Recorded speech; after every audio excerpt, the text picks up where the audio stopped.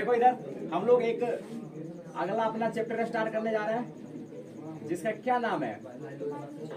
अरे अच्छे से बोलो, क्या नाम है? Biological classification. देखो ये जो क्लासिफिकेशन वर्ड है ना, ये वाला शब्द क्लासिफिकेशन, ये हम लोग एक और जगह सुने हैं। कहाँ पर, कहाँ सुने हैं? इसी पिछले वाले चैप्टर में। अच्छा हाँ, लेकिन हम लोग इसको एक और जगह सुने हैं, केमिस्ट्री में। कहाँ सुने हैं? केमिस्ट्री में। और केमिस्ट्री में कहाँ? पीरियोडिक टेबल वाले चैप्टर में, यही ना। जब हम लोग पीरियोडिक टेबल पढ़ रहे थे तो वहां पर हम लोगों ने एक शब्द सुना था क्लासिफिकेशन। वहां पे हम लोग क्लासिफिकेशन पढ़ रहे हैं, लेकिन किसका? हम लोग क्लासिफिकेशन पढ़ रहे हैं एलिमेंट्स का, ठीक है। हम लोग क्लासिफिकेशन किसका पढ़ रहे हैं? एलिमेंट्स का। हम लोग यहाँ पर क्लासिफिकेशन किसका पढ़ेंगे? लिविंग थिंग्स का, ठीक है। और तो बोलने के लिए ये दो बिंदु, इन दो बिंदुओं को ठीक है, समझ में आया? देखो हम लोग केमिस्ट्री में क्लासिफिकेशन चैप्टर में किसके बारे में पढ़े थे? क्लासिफिकेशन ऑफ एलिमेंट्स के बारे में। वहां पे देखो क्लासिफिकेशन का एग्जैक्ट मतलब क्या था और क्लासिफिकेशन करने का हमें जरूरी क्यों पड़ा था, तो वही वाला फंडा यहाँ भी है। जैसे हमने बताया था कि देखो हमारे पास एक एलिमेंट है कार्बन, है ना। एक एलिमेंट है कार्बन, और हम लोग हालांकि अभी केमिस्ट्री में ऑर्गेनिक केमिस्ट्री पढ़ भी रहे हैं, आज हम लोग जीरो से स्टार्ट करेंगे। तो एक एलिमेंट है कार्बन, और उस कार्बन का इतना कंपाउंड है कि सभी कंपाउंड को पढ़ने के लिए हमने केमिस्ट्री का एक अलग से ब्रांच बना दिया जिसका नाम है ऑर्गेनिक केमिस्ट्री। और वो हम जिंदगी भर पढ़ेंगे फिर भी पढ़ नहीं पाएंगे। तो तुम ये जानो कि भाई एक एलिमेंट के बारे में पढ़ने के लिए इतना ज्यादा समय लग रहा है, तो हमारे पास लगभग 118 एलिमेंट है। तो उस एलिमेंट के बारे में पढ़ना संभव है? पॉसिबल ही नहीं है। तो हमने वहां पर क्या किया, जो समान प्रॉपर्टी वाले, जो सिमिलर प्रॉपर्टी वाले एलिमेंट्स थे, उसने हमको क्या कर, हमने उसका क्या किया, बंटवारा कर दिया कि भाई जो जिसका कैरेक्टर सेम होगा उसको एक ग्रुप में रखो, फिर जिसका कैरेक्टर सेम है उसको एक ग्रुप में रखो, फिर जिसका कैरेक्टर सेम है उसको एक ग्रुप में रखो। इस तरीके से हमने वहां पर एलिमेंट का क्लासिफिकेशन किया। तो क्लासिफिकेशन का मतलब होता है कि प्रॉपर्टीज के आधार पर, या आप ऐसे बोल सकते हैं कि सिमिलर प्रॉपर्टीज वाले लिविंग थिंग्स को, हम यहाँ पे ऑर्गेनिज्म्स का बात करेंगे, एलिमेंट्स का बात हम उस चैप्टर में कर रहे थे केमिस्ट्री में। ये जो हमारा बायोलॉजिकल क्लासिफिकेशन है, इस क्लासिफिकेशन से पहले बायोलॉजिकल वर्ड लगा हुआ है, तो यहाँ पे हम बायोलॉजी वाले क्लासिफिकेशन की बात करेंगे। तो क्लासिफिकेशन में हम लोग क्या करेंगे, सेम प्रॉपर्टी वाले एनिमल्स को या सेम प्रॉपर्टी वाले ऑर्गेनिज्म्स को एक ग्रुप में रखेंगे, फिर जो सेम प्रॉपर्टी वाला होगा उसको एक अलग ग्रुप में रखेंगे, फिर जो दूसरा सेम प्रॉपर्टी वाला होगा उसको हम लोग एक अलग ग्रुप में रखेंगे। यानी कि उसके प्रॉपर्टीज के आधार पर, गुण के आधार पर हम क्या करेंगे, जीवों का वर्गीकरण करेंगे, यानी कि ऑर्गेनिज्म्स का क्या करेंगे, क्लासिफिकेशन करेंगे। तो यहाँ पे क्लासिफिकेशन का थोड़ा थोड़ा समझ में आया। क्लासिफिकेशन मतलब ऑर्गेनिज्म्स का बंटवारा। अब हमारे पास सवाल है कि हम ऑर्गेनिज्म्स का बंटवारा कर क्यों रहे हैं, तो वही जो एलिमेंट में था, एलिमेंट की संख्या 118 है, तो एलिमेंट की संख्या वहां पर 118 ही है। यहाँ पे जीव जंतु की संख्या कितनी है बताए थे ना इसी पिछला चैप्टर में, 1.7 to 1.8 मिलियन स्पीसीज है टोटल। तो समझो कि उतना के बारे में पढ़ना पॉसिबल है नहीं है। हम लोग एक इंसान के बारे में नहीं पढ़ पाते। इंसान के बारे में क्या, अगर कोई दिल का डॉक्टर है तो वो सिर्फ दिल का डॉक्टर है, अगर कोई आंख का डॉक्टर है तो वो सिर्फ आंख का डॉक्टर है। यानी कि उसने पूरा जिंदगी पढ़ाई किया, लेकिन वो एक आंख के बारे में बस जान पाया। अगर कोई आंख के बारे में जानता होगा तो हार्ट के बारे में नहीं जानता होगा, अगर वो हार्ट का डॉक्टर होगा तो लिवर के बारे में नहीं जानता होगा, ठीक है। तो सोचो कि हम एक ऑर्गन के बारे में पूरा जीवन में नहीं बढ़िया से पढ़ पा रहे हैं। यहाँ पर 1.7 to 1.8 मिलियन स्पीसीज है, उसके बारे में हम लोग कैसे पढ़ पाएंगे। तो इसके लिए हम क्या करेंगे, एलिमेंट्स का क्लासिफिकेशन, सॉरी एलिमेंट्स नहीं, यहाँ पे हम लोग क्या करेंगे, ऑर्गेनिज्म्स का क्लासिफिकेशन करेंगे, ठीक है। तो थोड़ा सा स्टार्ट करते हैं और चलते हैं क्लासिफिकेशन की दुनिया में। और हम बात करते हैं बहुत दिन पहले का, जिस समय में अरिस्टोटल हुआ करते थे। कौन हुआ करते थे? अरिस्टोटल, जिसको जनरली लोग अरस्तु बोलते हैं, ठीक है। उसे हम लोग क्या बोल देते हैं, अरिस्टोटल बोल देते हैं, ठीक है। अरस्तु पे आप इसको बोल सकते हैं, इसमें कोई दिक्कत वाली बात नहीं है। तो ये महर्षि अरिस्टोटल, इन्होंने क्या किया, इन्होंने जितना भी एनिमल्स था, ठीक है, इन्होंने जितना भी एनिमल्स था और जितना भी प्लांट्स था, ठीक है, उनको क्लासिफाई करने का प्रयास किया। और सबसे पहले साइंटिफिक अप्रोच इन्होंने ही दिया, यानी कि वैज्ञानिक तरीका से जीवों को क्लासिफाई करना चालू किया अरिस्टोटल। तो ये बात याद रखना है कि अरिस्टोटल सबसे पहले वैज्ञानिक थे जिन्होंने जीवों का बंटवारा साइंटिफिक तरीके से सबसे पहली बार किया था।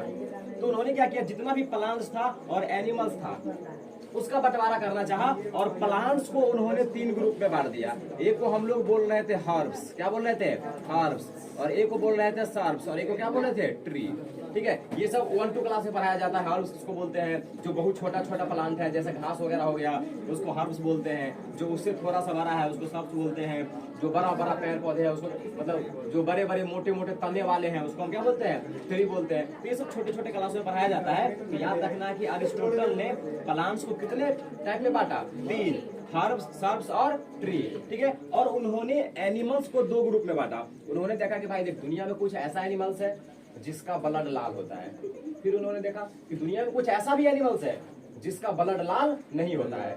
तो उन्होंने एनिमल्स को 2 कैटेगरी में बांट दिया। एक ऐसा एनिमल्स जिसके पास रेड ब्लड था, कैसा ब्लड था, रेड ब्लड था, और एक ऐसा जिसके पास रेड ब्लड नहीं था। खत्म। यही था अरिस्टोटल का क्लासिफिकेशन। ठीक है, ये था अरिस्टोटल का क्लासिफिकेशन। उन्होंने प्लांट को 3 टाइप में बांट दिया, हर्ब्स और ट्री, और उन्होंने एनिमल्स को 2 टाइप में बांट दिया। एक ऐसा एनिमल्स जिसके पास लाल खून है, एक ऐसा एनिमल्स जिसके पास लाल खून नहीं है। ठीक है, तो बड़ा सिंपल सा क्लासिफिकेशन था। ठीक है, इसके बाद आते हैं लिनियस। कौन, लिनियस, बड़ा सुना सा नाम है। हम लोगों ने पहले चैप्टर में इसका नाम सुना था द लिविंग वर्ल्ड में। ठीक है, लिनियस, कैरोलस लिनियस, यही वो लिनियस है जिन्होंने बाइनोमियल नोमेनक्लेचर दिया था। ठीक है, और उन्होंने एक बुक भी लिखा था। क्या नाम था बुक का, लिनियस ने एक बुक लिखा था, क्या नाम था उसका, बताओ कोई। लिनियस ने एक बुक लिखा था, उस बुक का क्या नाम था, पहले चैप्टर में पढ़ाया है ना। किसी को कुछ याद नहीं है, बहुत मारेंगे। घर से आओ, पढ़ के आओ। 50 दिन बोल दिए बिना पढ़े नहीं आना यहाँ। क्या नाम है जी, वर्षा बोलो खड़ा,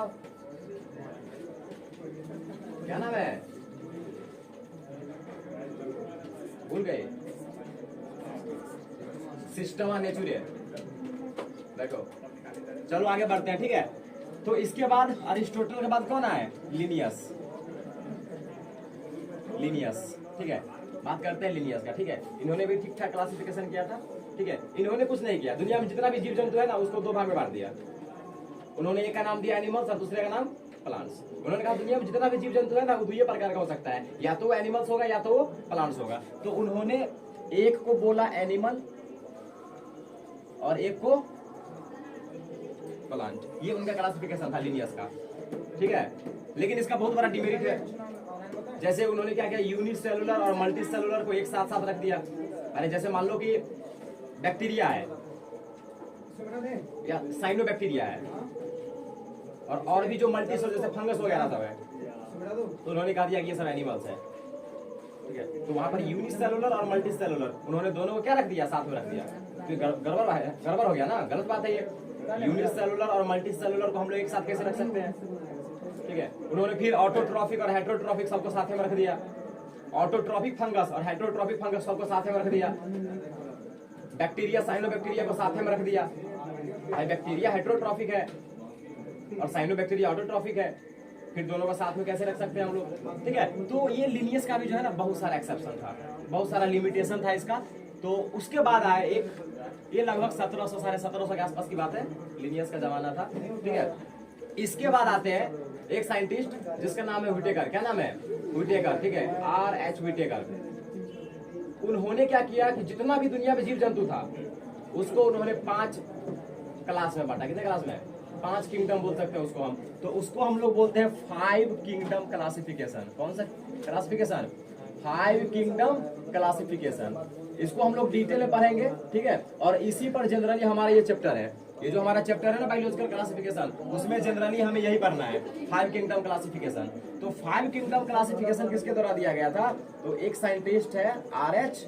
व्हिटेकर। ठीक है, इसके द्वारा ये 5 किंगडम क्लासिफिकेशन दिया गया था। इन्होंने दुनिया में जितना भी जीव जंतु है तो उसको कितने टाइप में बांटा, 5 किंगडम में बांटा, जिसमें एक का नाम था मोनेरा। क्या नाम था, मोनेरा।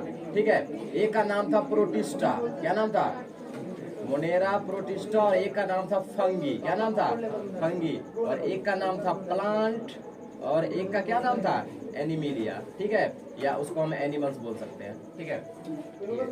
ये था इसका 5 टाइप का क्लासिफिकेशन, ठीक है। यहीं से आया है ये जो लिनियस ने प्लांट और एनिमल को एक साथ रखा था ना, वहीं से इन्होंने क्या किया, थोड़ा थोड़ा सा एनिमल्स को तोड़ा, फिर प्लांट को कुछ तोड़ा, और इस तरीके से उन्होंने क्या कर दिया, 5 क्लासिफिकेशन, मतलब 2 से उन्होंने 5 बना दिया। उतना हम लोग हिस्ट्री का बात नहीं कर रहे हैं, हम डायरेक्ट अपने चैप्टर पर आ रहे हैं, किस तरीके से ये 2 किंगडम से 5 किंगडम आया, हम उतना डिटेल में नहीं जा रहे हैं। तो ये जो जैसे एनिमल्स है, तो उन्होंने यूकेरियोटिक प्रोकैरियोटिक को साथ में रखा था, तो उन्होंने क्या किया कि प्रोकैरियोटिक के लिए एक अलग जगह बना दिया, उसका नाम रख दिया मोनेरा, ठीक है। फिर उन्होंने यूकेरियोटिक के लिए अलग जगह रख दिया, और फिर यूकेरियोटिक में भी यूकेरियोटिक और जो ऑटोट्रॉफिक है उसके लिए एक अलग जगह रख दिया, फिर यूकेरियोटिक और हेटेरोट्रॉफी के लिए उन्होंने एक अलग ग्रुप बना दिया। मतलब इसी दोनों को तोड़ तोड़ के उन्होंने कितना किंगडम बना दिया, 5 kingdom, Monera, protista, fungi, Plantae और एनिमिलिया। ये याद रहेगा पांचों का नाम, ये पांचों का नाम याद रखना है। और अगले दिन हम लोग क्या करेंगे, मोनेरा के बारे में पढ़ेंगे, ठीक है। एक चैप्टर का नाम है मोनेरा, हालांकि एनसीईआरटी में तो बहुत कम दिया है मोनेरा के बारे में, लेकिन जब एडवांस लेवल का बुक पढ़ोगे ना, जैसे नीट वगैरह सब है, उसके लिए पढ़ो, तो एक मोनेरा को अपने आप में एक चैप्टर बना दिया है। और मोनेरा में सिर्फ बैक्टीरिया के बारे में पढ़ना है, दुनिया में जितना भी बैक्टीरिया है वो सब मोनेरा में आता है, तो इसमें बैक्टीरिया के बारे में हम लोग पढ़ेंगे, यानी मोनेरा हम पढ़ेंगे अगले दिन पूरा डिटेल में। फिर उसके बाद प्रोटिस्टा के बारे में, फिर फंगी के बारे में, फिर प्लांट के बारे में, फिर एनिमिलिया के बारे में। हम ये भी जानेंगे कि 5 किंगडम क्लासिफिकेशन का क्या आधार था, यानी कि आर.एच. व्हिटेकर में किस आधार पर ये 5 टाइप में बांटा। फिर वहां पर हम बात करेंगे, उन्होंने सेल स्ट्रक्चर लिया था, बॉडी ऑर्गेनाइजेशन लिया था, ठीक है, ये मोड ऑफ न्यूट्रिशन लिया था, मोड ऑफ रिप्रोडक्शन लिया था, और पॉलीजेनेटिक रिलेशनशिप वगैरह, ये सब हम लोग अगले दिन बात करेंगे। तो ठीक है, आज के लिए इतना ही रहने देते हैं। बना लेना बायोलॉजिकल क्लासिफिकेशन और लिखना चालू करो। दोनों ने मिलकर सॉल्व कर दिया।